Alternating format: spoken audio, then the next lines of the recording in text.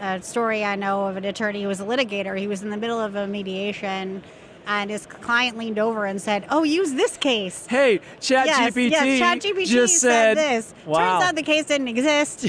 And so, you know, I think forget ChatGPT lied. Yes. Today on the BUILT2SUIT podcast, we sit down with Heather Moraes, attorney at Winderweedle, Haines, Ward, and Woodman. We talk grit, growth, and seeing the big picture in commercial real estate. Heather shares why persistence matters, how outdated practices slow deals, and her passion for mentoring the next generation. Plus, we dive into creativity, leadership, and the impact of strong relationships. Please join Nathan Griffis for this inspiring conversation.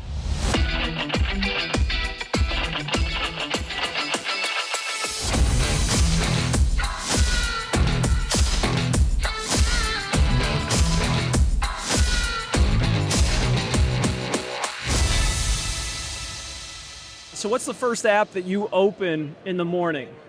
Oh my gosh. It varies by the day. Okay. It's usually my music app. Okay. What's the music It's app? Apple Music. Apple Music. Yeah, all it's right. usually Apple Music. Sometimes it's the podcast app. Okay. All right. Unfortunately, I do like to listen to podcasts. So who do you listen to? So it's usually a news podcast because I don't bother to read the news anymore. I should, but I listen to it so I can like multitask. Yeah. Or so travel podcasts. I love to hear Travel. about places I want to go. All right. next. And I wish we had more than 15 minutes because I feel like we could spend some time talking about where you want to travel. I would so we'll have probably to enjoy figure that out. Mm-hmm. We'll have to figure that out for future time together. So yesterday in your presentation, I figured out what we're going to talk about. I think I knew that you were from the Midwest, but now I know for sure. Yes. And honestly, like there's something, I call it Midwestern charm. Uh-huh. Okay, my wife calls it by another name, but I do think that there is something there is a synergy that happens amongst Midwestern people, and so that I realize this is why I like Heather so much. So you talked about grit. So for this audience that may have missed your presentation yesterday, how does grit help you in your day-to-day life as an attorney?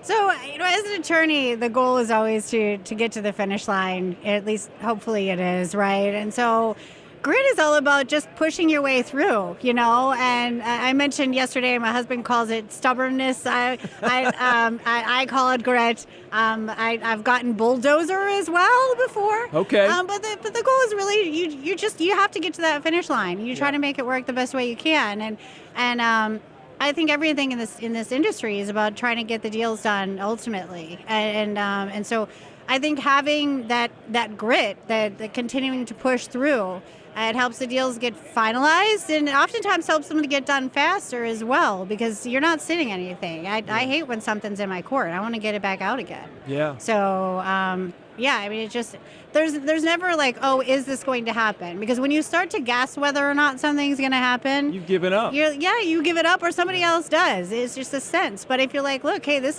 deal is going to happen. We're going to make it work. Yeah. It happens. So yeah, that helps. It's a great book called Grit. I don't know if you've ever read it. I haven't. It's actually a phenomenal book. Yeah. But it talks about all of those different things. And Patrick Lencioni has a book, The Ideal Team Player. And so when you threw out bulldozer, I too tend on the bulldozer side. Yeah. And so he has hungry, humble, and smart. Uh-huh. And if you're hungry and humble, humble and smart, you can become a little bit of a bulldozer. I totally get that. Yes. You just push things through. Yes. That's part of the self-awareness journey I'm on. Notice how the humble wasn't there. No, it just kind of, you're just like, but we I'm lost the humbleness somewhere. Yes, Yeah. so I'm working on it. Clearly, I'm on 3 cameras right now, so it's good. What's the one thing you wish you'd have known walking into your first ICSC? You can tell me how long ago that was, or you don't have to. But what's the one thing you wish you'd have known coming into this deal? Okay, so my first ICSC was quite a few years ago. I really don't remember which year it was. And I mentioned this a little bit yesterday as well. As an attorney, you're used to sitting in front of your desk all day, and you've got your lane that you stay in, right? Okay, I'm going to go through page 1 all the way through page 45 of this lease, and we're going to get through it, and we're going to talk about insurance and waiver of subrogation and indemnities and all sorts of stuff. And going to ICSC is so eye-opening. Yeah. It really, and so I wish I had a better understanding of the whole picture. But luckily, in my first show, I got it. I remember I sat down next to a friend of mine who was an engineer, and she happened to meet up with a broker friend of hers, and they were talking, and they pulled out a site plan. And the site plan, they were talking about putting in like an ice cream shop and like a women's shoe store. And then they were, okay, well, here's this other location. Wouldn't this be great for a men's, something that men's like a hunting store or something? And I'm watching them go through this. And they're like, well, we think a men's store will be good here because the wives can go over here next door. And that's something that as an attorney, we're not thinking about. And something about that conversation just was mind blowing. I'm like, okay, this is it. Like, there's more to it. There's so much more to it, right? And it's so important to see the whole picture, because it make, like we talked about getting the deals done, right? Like if I'm going to spend half a day arguing over an indemnity language in a lease, but then the deal doesn't get done, what's the point? What's the point? Right? Yeah. I have a great example outside of real estate, if you'll indulge me for a minute. Please. That's what we're doing. We just meander through this conversation. I love it. I have a friend who's an auditor, and, Okay. and he audits different companies, and his job was to go through. And he went to this one particular site where the warehouse was. He talked to the guy who was in charge of making the widgets. And this guy came to, he was so proud. He said, you would not believe, we've done an incredible job. We've reduced the size of these widgets from $12 a piece to $10 a piece. Can you believe it? And he said, this is so wonderful. He was very, very proud of it. This is great. So he says, the auditor, he said, show me the warehouse where are you keeping these before they're sold, right? So the guy at the warehouse, he brought him over and he showed him this warehouse. It was a huge warehouse, stocked floor to ceiling with widgets.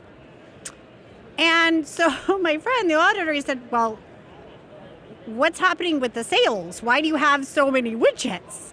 And the guy was like, well, we're sort of having an issue on the sales side. And he says, well, what's the issue? Because we're not really selling them.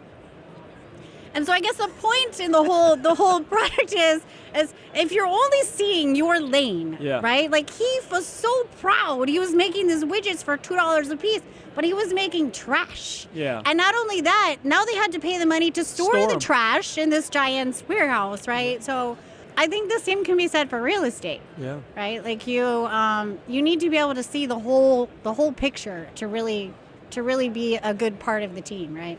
Yeah, no, that's part of our what we try to do, design, document, and advise. It's the advising part, that's the part of seeing the whole picture. And we commonly try to think of, okay, what's the ultimate end game? It's to sell something or to provide some service or to do something for the community. And so what can we do between here and there that gets us to that end faster and more efficiently, not necessarily just our piece. And so I appreciate that very much.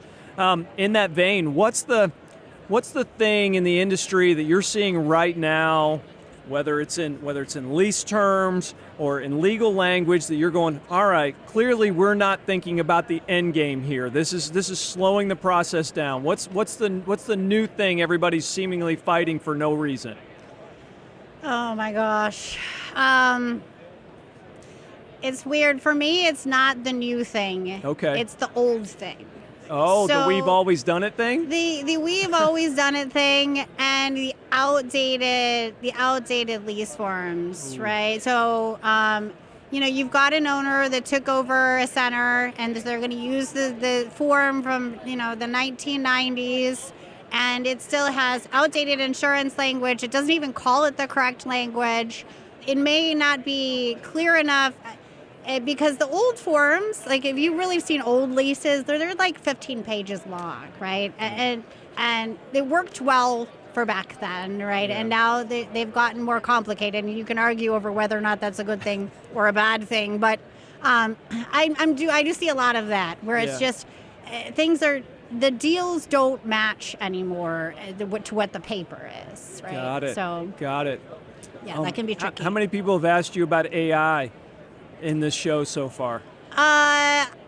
Fewer than I thought. Yeah. I think it's because I'm an attorney and people just know that we're typically way out of date with everything. Yeah, we're slow adopters too Really? in our industry. Yeah. But some of the documentation from a written, like I see it coming. Oh yeah, it actually in the legal field, it's they started using AI into like a lot of our search, or like Westlaw and Lexis. They have different AI capabilities now, and a lot of times we're seeing our clients doing it. I had a story I know of an attorney who was a litigator. He was in the middle of a mediation.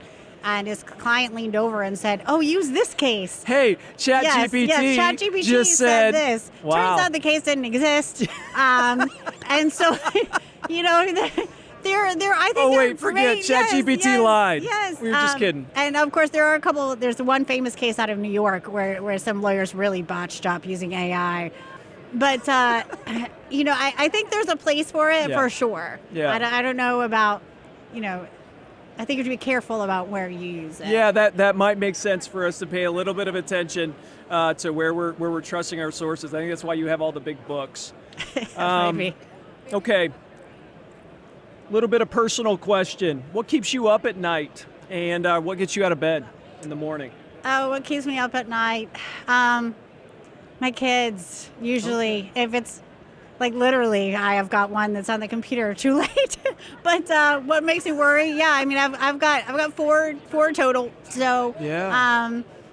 The youngest is the only one now at home. I have one that just went to UCF. So I'm always thinking about, Did you do the drop off? Oh, I did. Yeah, because he started summer B there. So I did the drop off there, and I think I got stuck in that traffic, by the way. Oh, sorry. Yeah, that was rough. I think as a parent, we're always, if you're a parent, you're just always worrying about, are they doing okay? Are they not making a mess of everything? And I kind of hope that so that does. What gets me up in the morning, I really love what I do. I really do. I know that sounds so cliche, but I've got such a great team at Winderweedle. I love the people I work with. I found my people there, and so I love going in. I love going into the office and checking out and, coordinating and working on stuff together. And I love the people that I work with, the brokers that I work with, a lot of the people that are here. I really enjoy it. It's a great community. I'm sure that like this, I feel like commercial real estate in general is a very welcoming environment. You talked about learning early on, like somebody taking you in and kind of.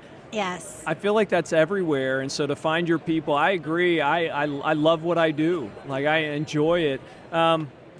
What impact do you hope that you make on your communities and cities? You talked about it a little bit yesterday of wanting to make an impact. And so what do you most hope, like when somebody looks back and go, okay, this is what Heather brought to the industry? I think, in the women's panel, we talked about women in particular making an impact on the industry. But I think of myself just like a person, right? So I love the idea of being able to mentor young professionals in commercial real estate. But you need more patience to do it. I need more patience to do it. Yes. Yeah, I did mention that. I'm not a very patient person. I'm not a good teacher. I'm really not. I actually had one associate in our office tell me she was afraid of me when I first started. So I don't have a lot of patience, but one thing I do have is creativity. And so I'm aware of where I lack things like patience. Yeah. So that's one thing I love to do is bring other associates or bring other folks to the show. And so one person did that for me years ago, and I followed her around all over. Yeah. And the ability to do that for other people, I love that I can sort of kind of give back in that way. So even someone who's not, I don't have the advantage of having the patience that I think other people do.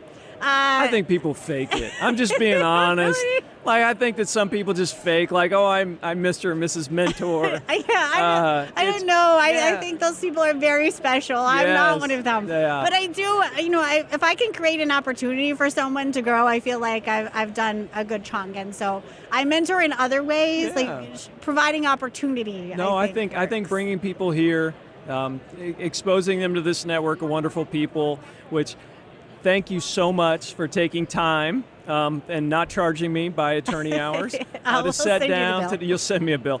Yeah.